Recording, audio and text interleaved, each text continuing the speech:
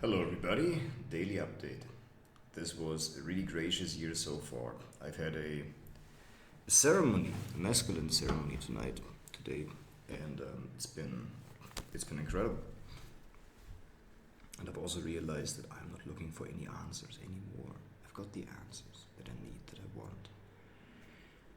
I know exactly where I'm going in my life. I know who I am. I know what I want to be doing. I know where I'm going. I know where my path is leading me towards.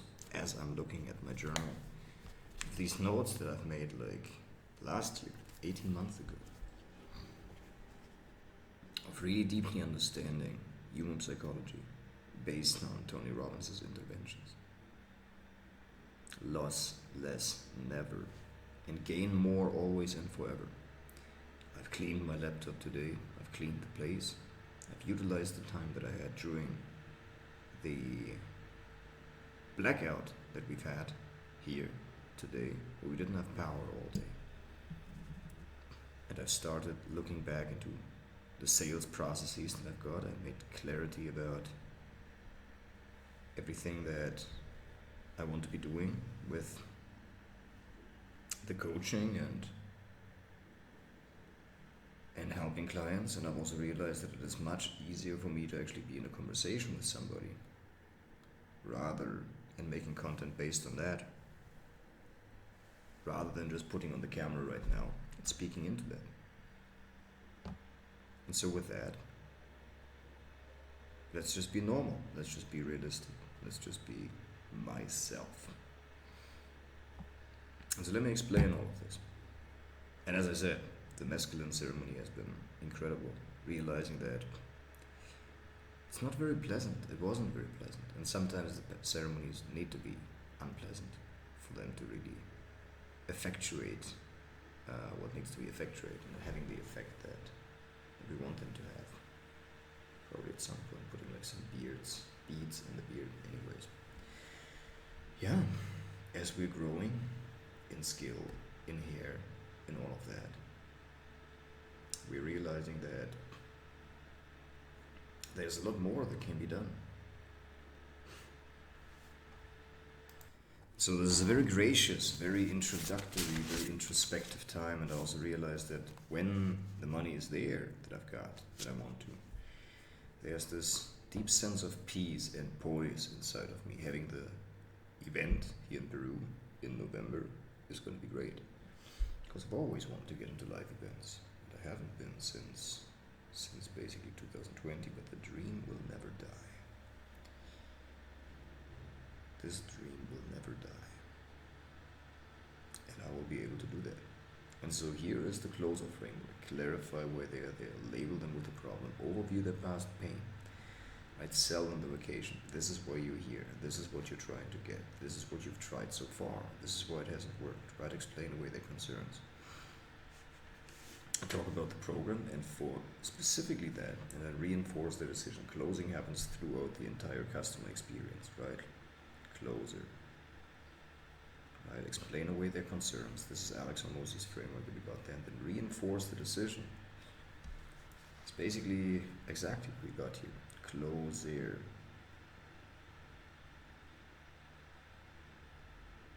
Clarify why they are there. Overview their past. Label them with the problem. Cleoser, Clzoser, CL-zoser, right? Substantiate the numbers.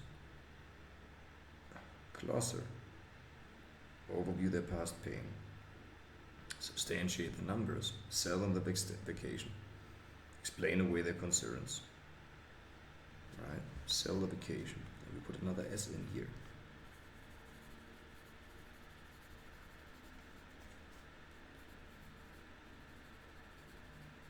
Substantiate the numbers.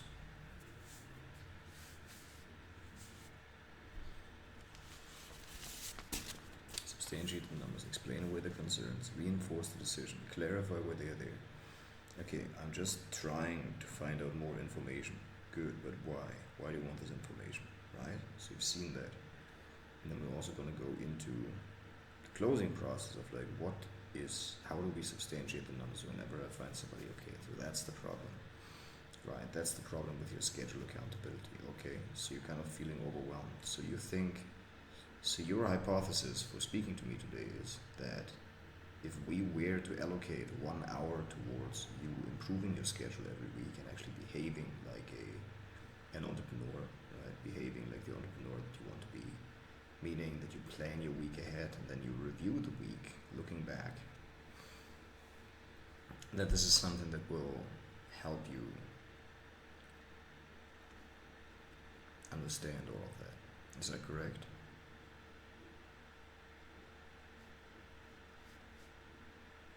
Okay, got it.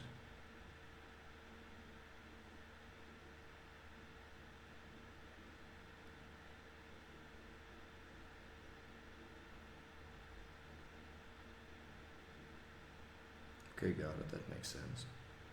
That really does make sense. So we clarify whether we substantiate the numbers. Okay, so let's say, how much is that really costing you? Right? So substantiate the numbers we got.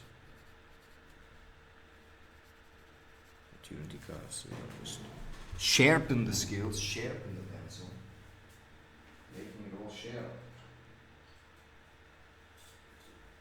Like the Irishman would say, sharp the pencil. There's nothing sharper than a sharp pencil. Alright. There's also nothing sharper than shared experiences.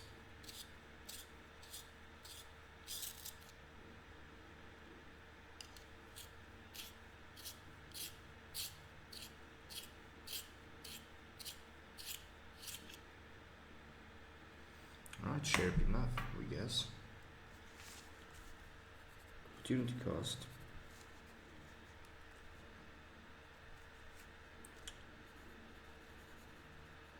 Pulling new deals forward.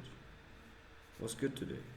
Was good today to kind of reset, get back to everybody, not just be busy in that, but pulling new deals forward.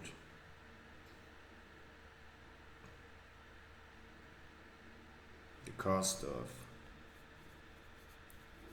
doing things for the first time.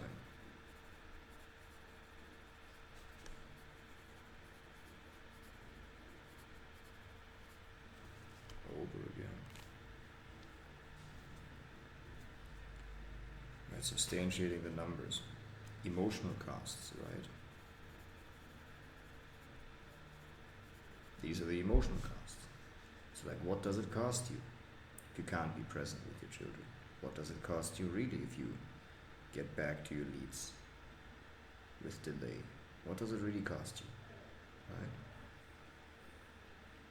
So we are substantiating the numbers. We're pulling new deals forward. What are the costs of doing things for the first time? What are the emotional costs associated with that? Right, then I sell them the vacation. This is why you're here. This is what you're trying to get.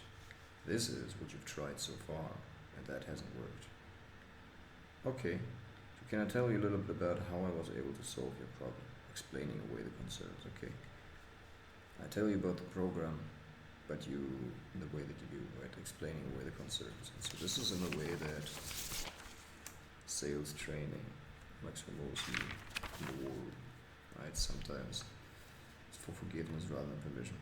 Let's put your cards down. We do a down payment and then let's put your card down payment. And when your partner comes back on Friday and says, no, I like you unhappy, I want to see you struggling, put your card down, you're going to win your money back. And if at any point anybody says, okay, I want to see you struggling, it's good for you, it's good for me, it's excellent for our grandchildren, and it would be a sure way to guarantee some stress-related disease. So if she comes back and her sentiment resembles anything like that, that she says, I want this to continue for the rest of our lives, then I tear her off the agreement, right? And if your children, and if your wife and your children tell you, like, okay, we like him just slightly more stressed, because it's not a lot, but it's slightly, and like slight differences also make a difference, like slight things also make a difference, right?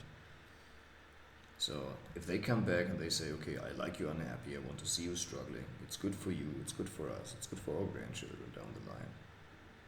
It's excellent to develop at some point some kind of stress-related disease at some point. It's excellent for your health. It's excellent for your health.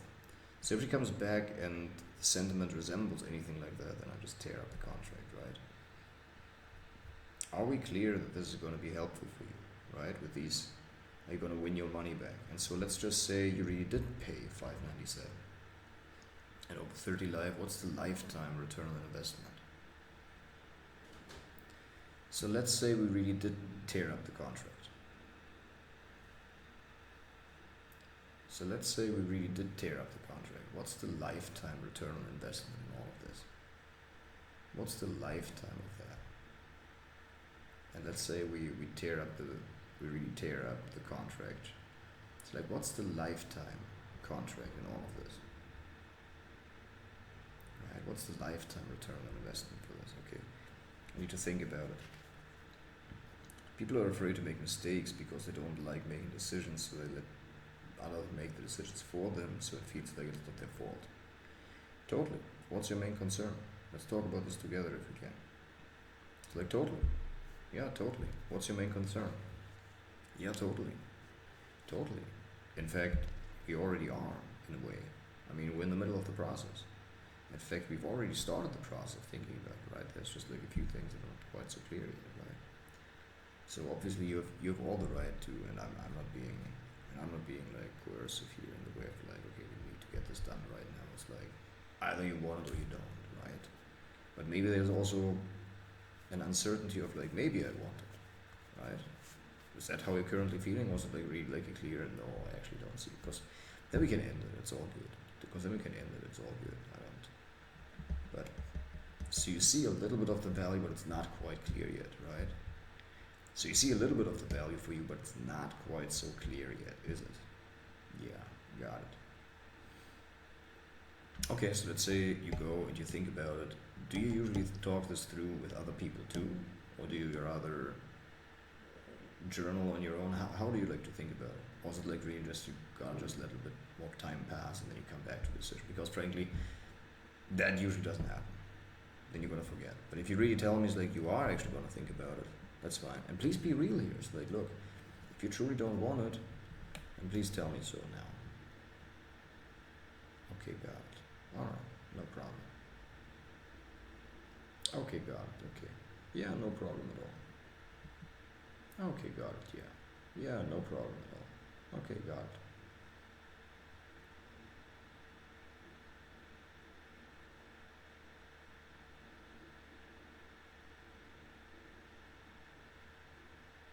Yes, that makes a whole lot of sense. Yes, for sure. No, it really does. It really, really does. It does make a lot of sense, yes. Okay, I got it. And so let's just say we did solve this. Let's just say there is a way how to actually do this in the right kind of way. So in a way that this is helpful and beneficial to you. Would you then go ahead? So if you really were to think about it, what would make it a no outside of the price? Is it you don't feel you can actually stick to the schedule, right? Okay, got it. That makes sense. And like, if you were to decide for that, what would make it a yes? What would make this a yes for you? Okay, got it. Objection about the price because they don't really see the value. Authority because I messed up earlier in the sale. Stall. I help him confront the decision and make a logical choice and teach them how to make a decision in that moment by saying, what are you most afraid of? You're afraid of me taking your money and you getting nothing again. Let me tell you, this is not going to happen. So let me tell you, this is not going to happen. Oh, this is not going to happen. Now, there are other things that may go wrong, but this is certainly not going to happen.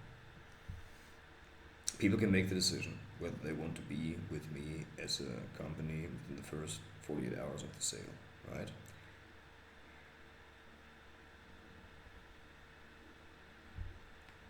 Tonality is the most important component that makes 90% of the sale.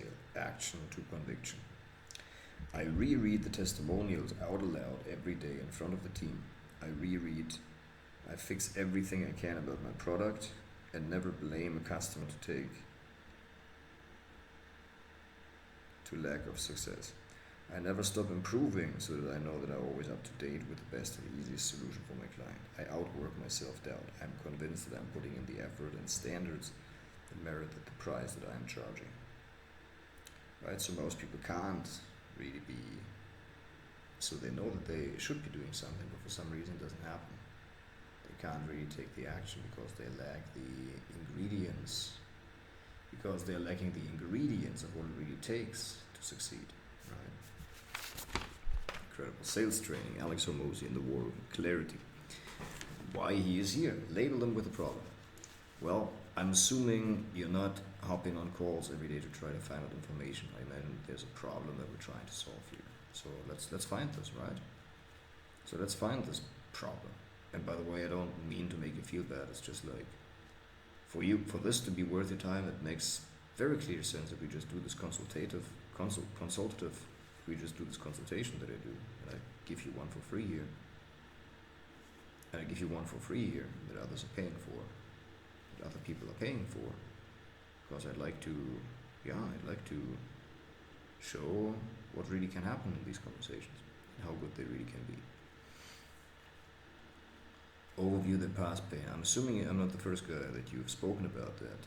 So anything that you have bad happen in the past that got you here, that didn't work, I'd love to know more about it. Sell them the vacation, explaining away the concerns, and then reinforcing the decision. Clarity why he is here, where he is. What made you show up to the call today? What made you reach out? What's your goal right now? Why is that important to you? Okay, and you're going to label him with a problem. So it sounds like this is the goal, and does that sound about right? Okay, overview the past pain. What have you tried so far to accomplish this? How long do you do it for? How long ago? How did that work out? What else have you tried? I explain how it's not their fault, but it was a missing piece or two of the equation. I've tried everything. I can imagine what that feels like. It's not your fault. You were so close, you were 6 inches away from the one thing, I think, with this one being, which I'm going to show you in a second, will be able to help you. Want to hear about the program? Sales pitch under 3 minutes. I get him to understand what he's going to experience, not how he's going to experience it. I have 3 things for the pitch. Fitness. Here's what you need to do. Fair enough.